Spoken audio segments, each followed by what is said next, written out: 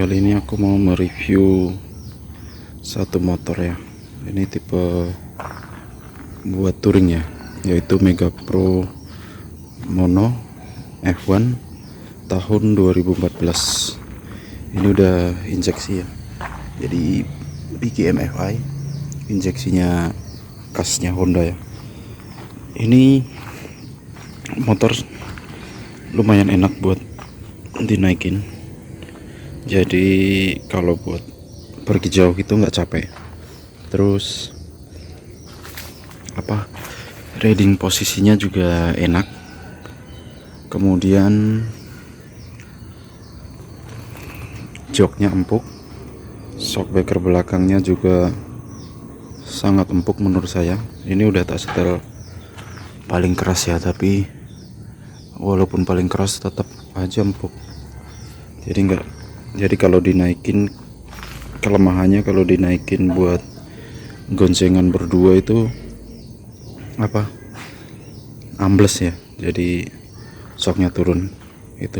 Kemudian yang depan shockbreakernya itu lumayan keras, nggak tahu deh kalau standar, soalnya ini aku kan beli second, jadi ini udah tak turunin dikit satu gitu, dan keras banget sih.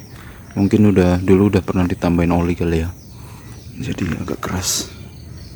Ini motor 150 cc SOHC ya, belum DOHC ya. Kalau yang DOHC itu punya CB 150 sama CBR ya. Ini masih SOHC. Ini basic mesinnya sih hampir sama kayaknya sama Versa sama CRF. Ini kecepatannya cuma sampai 5, jadi sama kayak Vixen yang lama.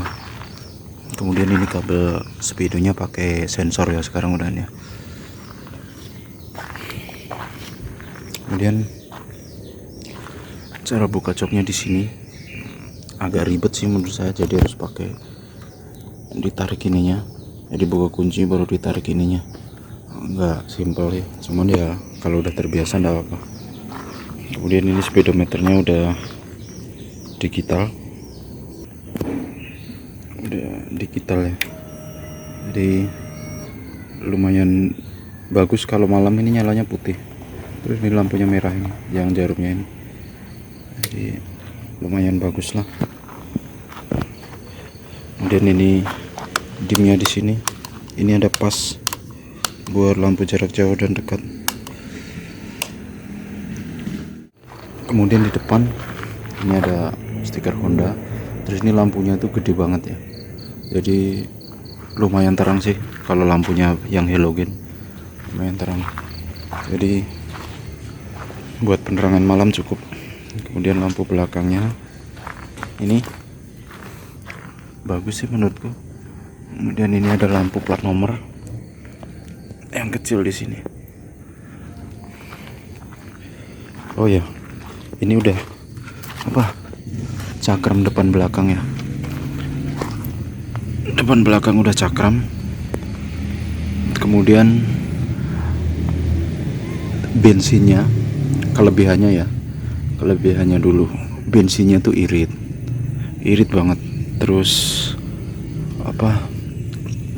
posisi berkendaranya tuh menurutku enak tuh dalam arti nggak terlalu membungkuk dan nggak terlalu naik ya, jadi pas lah. Kalau buat ukuran di bawah 170 cm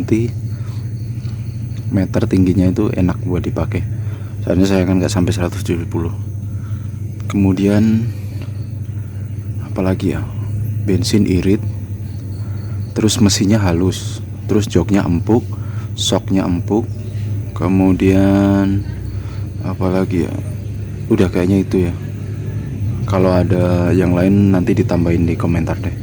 Terus kemudian kelemahannya, kelemahannya ini shock depannya ini keras, tapi nggak tahu deh apa.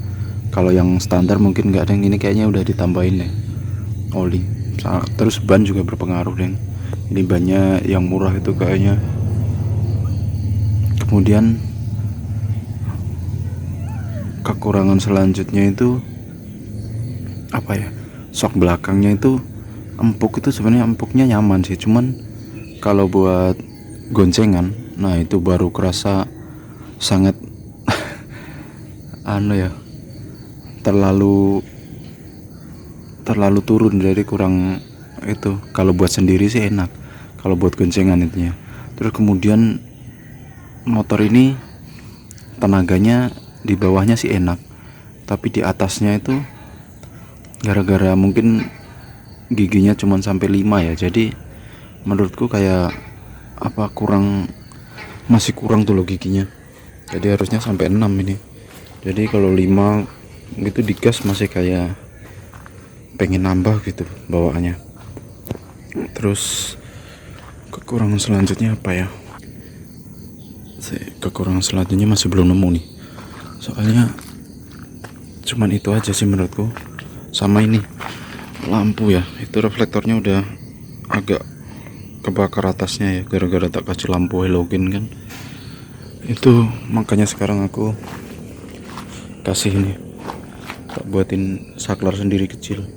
Soalnya panas sih kadang kalau siang, jadi ya tetap nyalain lampu tapi seperlunya aja kalau pas di kota mungkin. Tapi kalau pas di jalan buat riding ke kampung-kampung gitu, dimatiin lampunya sih nggak apa-apa sih menurutku ya.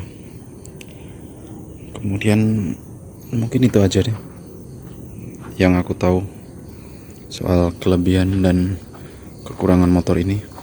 Soknya terlalu empuk, buat sendiri enak, kalau buat berdua kurang nyaman.